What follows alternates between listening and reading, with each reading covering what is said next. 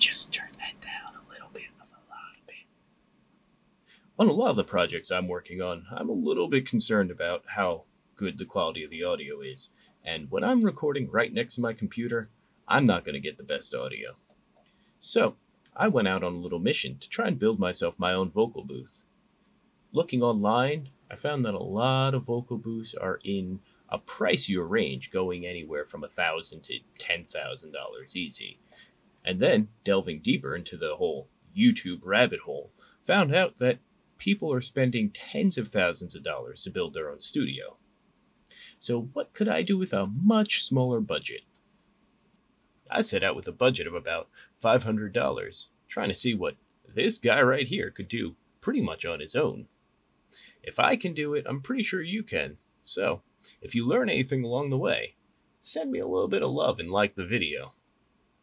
If not, make sure you comment and tell me how I'm stupid. Without further ado, here's my process. Well, I have a perfectly good unused closet right here. It's a little bit messy, but a little bit of cleaning never hurt anyone. So first step was to move some things, and then I put the microphone in there. Now, I've heard tell that just having a microphone in a closet counts as a good enough sound booth. Let's try it out. Audio test, untreated closet. Gain is at 25%. No audible ambient noise in the headphones. Check, check. Hey! Gain is at 50%. Working volume.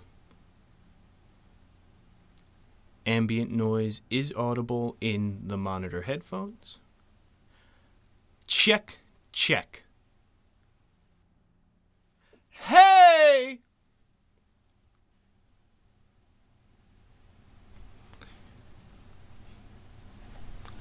Gain is at 75%. Ambient noise is very audible. Check, check.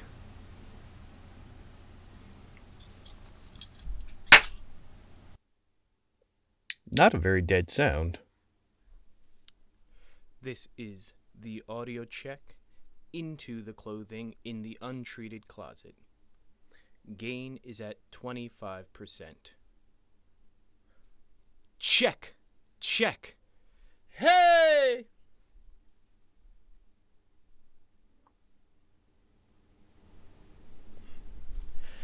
Gain is at working volume of approximately 50%. Ambient noise sounds less audible. Check, check. Hey!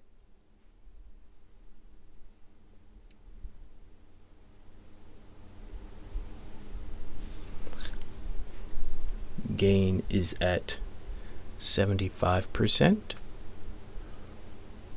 Ambient noise is still audible, but apparently less so than when away from clothing. Check, check.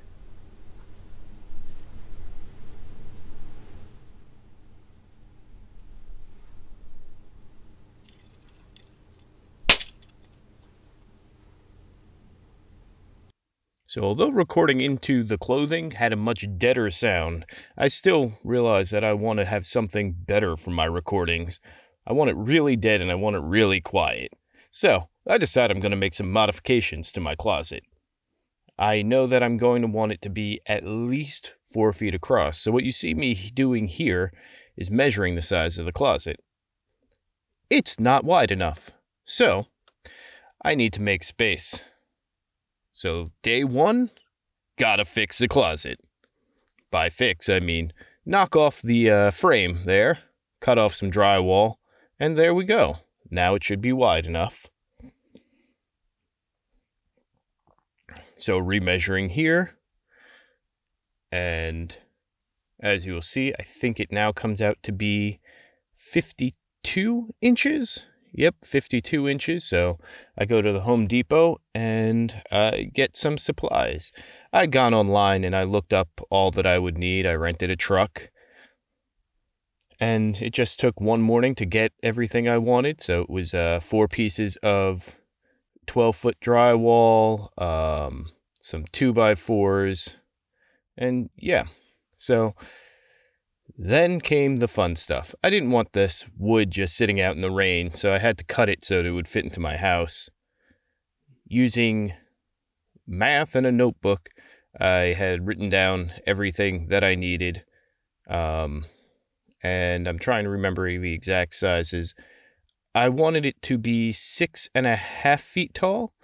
So that's where you see me laying on the drywall and seeing how high above my head 6.5 feet is, because I'm about 6 foot tall.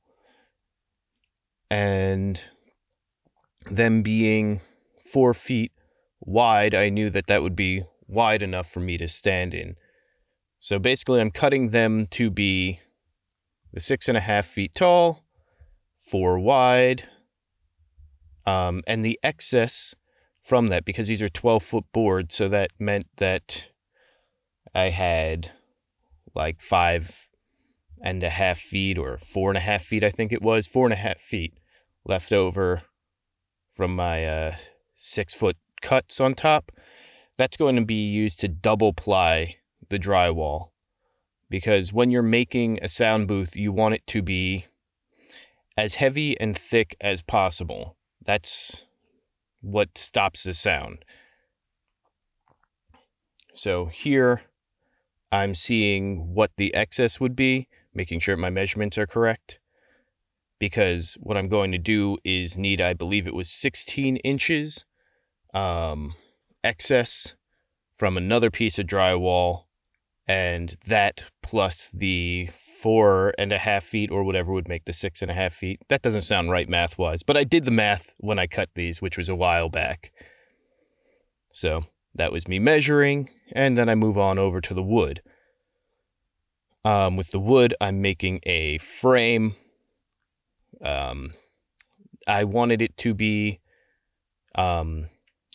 more of a hollow frame, because I'm going to wind up filling it with the drywall, and I wanted this to be made in a modular fashion. So I want to take the walls and slide them together like puzzle pieces, pretty much.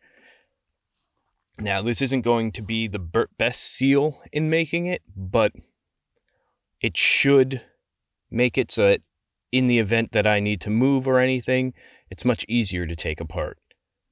So, just cutting wood. Probably, if I was a smarter man, I would have worn a belt, not had my butt hanging out the whole time. Sorry about that, anyone watching this who's like, why do I keep seeing that? Because I didn't wear a belt. Be careful. Probably don't do things like I do them, but hey, I got it done. So just cutting the wood, following measurements I measured out already. And there we go. We have drywall cut to wall sizes. We have wood cut to make the frames. We have the drywall for the second layer of drywall. The theory behind that is you want the walls as thick and heavy as you can get them. That way, sound has a harder time penetrating through them. So 2-ply drywall is better than 1-ply. And there's also a theory of the air itself deadening the sound as it penetrates through.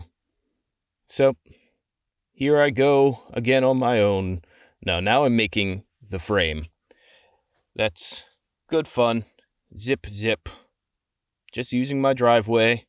I don't have a fancy workshop or some garage to use. I have a driveway, and I make do. I'm just using, I think it's drywall screws, and just zipping them in. I think it was 2 per corner. Yep, just checking. Yeah, it's wide enough, and it's also tall enough. I can walk through it, I can stand in front of it, Boom. So that should right now be my 4th frame. So one side is shorter than the other, because one is the full 4 feet, and then the other has to fit the other wall into it. So now this is what's going to make most of the walls, the Amazon blankets. Now here I'm just gluing together some plywood, MDF I think it's called, and that's going to make the door. So here I am just making a door frame. I already know it is not going to be a big door frame because I'm trying to save money on the wood. And it's going to be like a little hobbit door. It's, I think, 4 feet tall because those are each 2-foot tall blocks of wood. But hey, it's a door frame. I can squeeze. Now I'm taking those moving blankets I got off Amazon, and I'm taking and just stapling them on. That's going to make for my first layer of wall. When you're deadening sound, you want to use more organic, soft materials because the sound basically, as far as I understand it, gets trapped on it and won't bounce back nearly as hard. Bouncing back is what causes the unwanted echoes in sound. Now, I found out later it probably would have been easier if I cut this blanket first, but I didn't, so I'm cutting it after the fact here. The moving blankets don't really like being cut, but I'm able to do it. Now, I'm taking caulk and I'm sealing all of the edges. Sound is kind of like water, and it finds any hole it can get through, and it will penetrate through it. So in trying to make something that has a sound blocking capability, I wanted to make sure that I had as much of the holes filled as possible. So here I'm just adding framing, makes the wall sturdier. It's also, later on, used to hold up my insulation. When you're making something that you want to be more soundproof, not necessarily sound treated, but soundproof, you want as many layers and you want it as heavy as possible, as I've said before. So again, putting the seal around the edges and then putting the drywall up, because again, I want as little air getting through as possible. But one of the things you're going to want to do is I used a silicone kind of sealant. I forget exactly what it is, but it's called Big Stretch. It's not as good as something called green glue, but you want something that will basically be flexible forever. Now this, I'm not sure how well this works. I would need to actually understand the science a whole lot more. But you see I'm putting down cardboard between the layers of drywall. The reason for that is that I didn't get the thing called green glue, which creates I think it's called a viscoelastic layer. The point of that is so that the first layer of drywall takes the sound, and then when it starts vibrating, it vibrates into the layer between the drywall, and a lot of that vibration dies in there. So you need something that is forever flexible and not rigid. Something rigid turns those two pieces of drywall basically into one. Now, green glue is the industry standard. It converts the sound energy into heat energy, I believe it's called. Not called, I believe is what it does. Now, someone, if you know more than me, you can comment and tell me how stupid I am. I believe it fully. But I want to see if cardboard would work because, again, this is sort of a budget project. And it seems like it would make sense to me because it's not a very rigid substance, but it does compact and go back to shape So my theory is that maybe it would work. Again, anything's better than the nothing I have. So I need an outlet for my wires to go into, and that's what I'm doing here, is trying to cut a hole. So I'm going to put a little bit of a PVC bend in there, because bends stop the sound from going directly into whatever area you're going through. And then comes the hard part, moving these in. Each one of these walls is probably 70 pounds, 70 to 100 pounds. So, be conscious that you will be lifting heavy if you're following this somehow and making something nearly exact. And I'm just drilling the walls together. Drilling through the blankets is a pain. The blankets will wrap around the drill bit and cause you trouble. The door caused me trouble. I wound up having to screw it in like 3 or 4 times.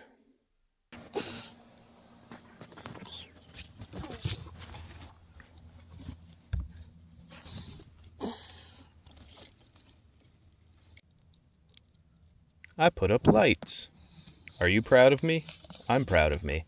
So I wanted to see there just what the inside sounded like in comparison to the outside, and it's far from done. I use little elastic bands on a eye hook thing just to hold it together, feed the wires through the PVC pipe and into one of those pool noodles. The pool noodles should provide more organic material for it to slap into. Now for this, I'm just making my mount for the computer monitor. Well, not a computer monitor, a TV monitor, because I want to be able to see what I'm doing. And I made it so that it could have a shelf to hold the things like my interface, my audio interface, my keyboard, mouse, all that. And I wanted that shelf to be able to move, so that's why there's those extra pins in there. And that's what I'm doing here. It is lopsided, but it really doesn't matter. I'm probably the only one using this booth, so as long as I know how to work it. I had issue getting my TV in there, but that's only because I don't follow instructions. But, I'm able to do it. If I'm able to do it, you're able to do it. Follow the instructions, pay attention, know what you're doing. If you also notice in the corner, I have a small USB fan. I will never run that while I'm recording, but it does cool down the room a whole lot. So then my insulation came, a bat of insulation. So I got Roxol Safe and Sound, I believe it's called. It's a thick mineral wool. And then I took a polyester tablecloth and I just glued it on using a spray adhesive. So this basically is creating, what are they called? They treat sound. They're sound treatment boards. So sound will hit them and basically get caught in their softness. You can do almost any insulation has that effect, but the thicker insulations, acoustic grade, do better with it. So by just spraying these on, now the the insulation should not come off.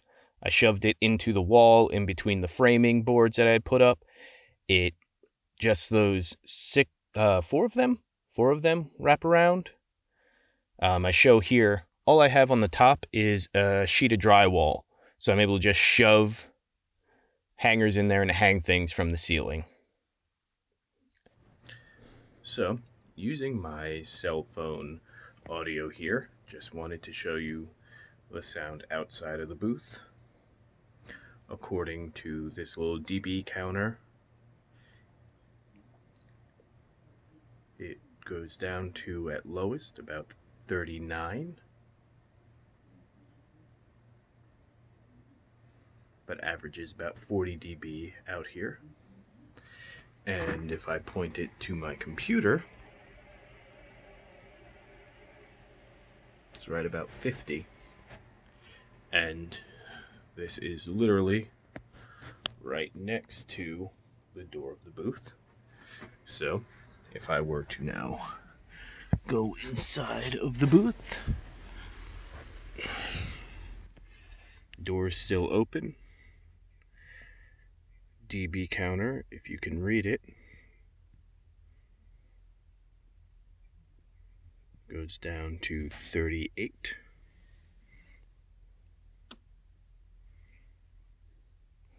And then this is my voice inside of the booth.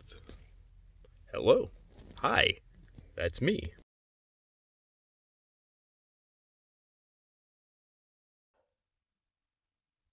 Audio test sound booth. Gain is at 25%. No audible white noise in monitor headphones.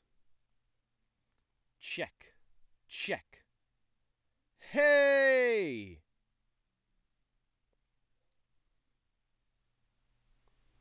Audio test sound booth. Gain is at 50%. This is working volume. No audible white noise in the monitor headphones. Check. Check. Hey!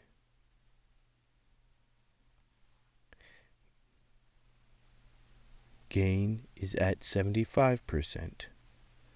Some audible white noise in monitor headphones.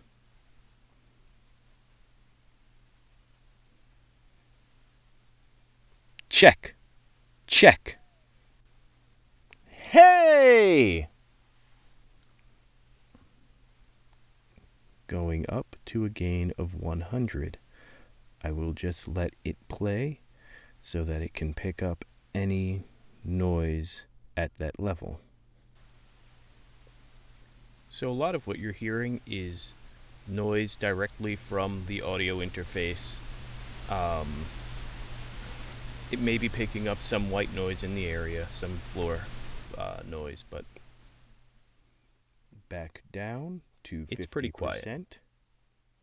Clap test. here I'm just trying to see if there's any echo of the clap. Back down to 25%. Clap test. And the clap does not really echo. It pretty much dies. Overall, I'm going to count this project as a success. No, it wasn't the most beautiful sound booth you've ever seen, unless you've never seen a sound booth before. And sure, I would have loved if it blocked out 40 dB, and I walked into that sound booth and it was so quiet that I could hear my own heartbeat. Okay, so that's not the case. It blocks out about maybe 10 dB. If you look at the math on that, that's about half the sound.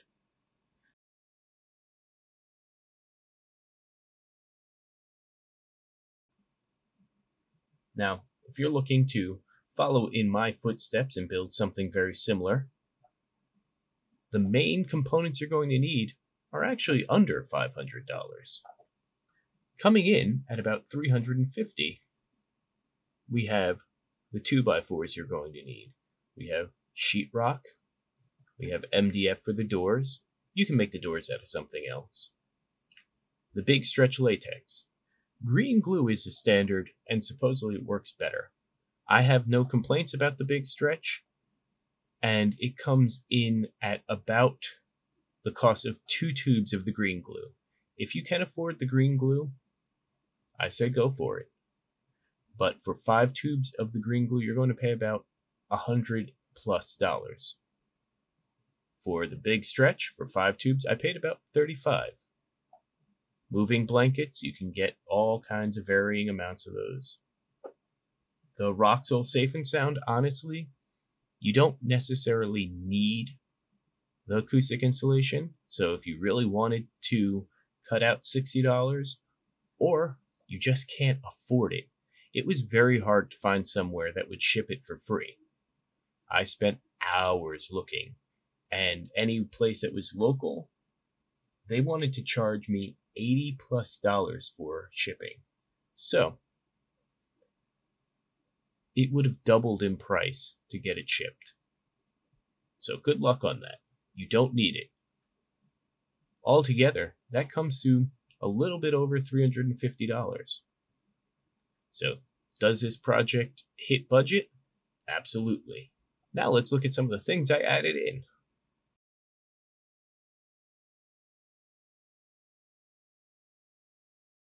Give or take altogether, these things are about $125. So, the overall total is $480. I set out with a budget of $500.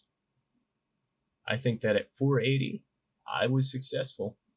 Alright guys, if you've learned anything at all in this video, or if you just spent the last 20 minutes listening to me drone on and just found that somehow pleasing, make sure you hit that like button. There's probably going to be a lot of people hitting the dislike button just because that's what people do. So if you're one of those that liked it, hit like.